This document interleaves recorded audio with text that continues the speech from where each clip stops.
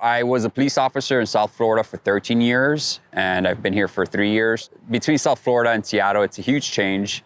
And I was just looking for a change. I fell in love with the Pacific Northwest. I fell in love with its diversity, the way it's growing, and it's just progressive values. I was going to art school after high school, and I had to drop out. I just financially, my family couldn't sustain that vision that I had.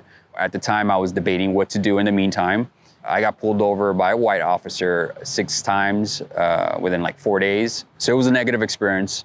And I went back home, and the only thing I was in control of is making a change, right? And I decided to become a police officer. I figured I could help the community. I feel like I could make that change. And that's how I've invested myself. I think that racism is a real thing. Racism is something that's in our society that we have to deal with it across the board, across every single platform. There's thousands of people like me who do this and put this uniform on to be able to make that change. So I think it's very important to build that relationship between the people that you serve and your neighbors, which essentially are the same. As a person of color in a sector that is not as diverse as other places in Seattle, it's an asset, right? I mean, I remember my very first day on patrol, I was the only officer that night, that shift, that spoke Spanish. And I had to drive down south to assist other officers, right? And this was only 3 years ago. I think that we need to reinvent what policing looks like in this country and in this city.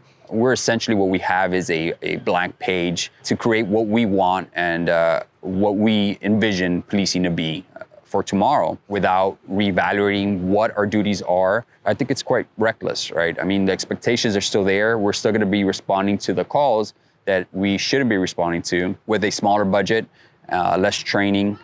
Just doesn't make sense. I think that luckily for this agency, it's built such a transparent environment in the past decade with the Department of Justice being here, that it's very easy for you to get online and look at the numbers. Numbers don't lie.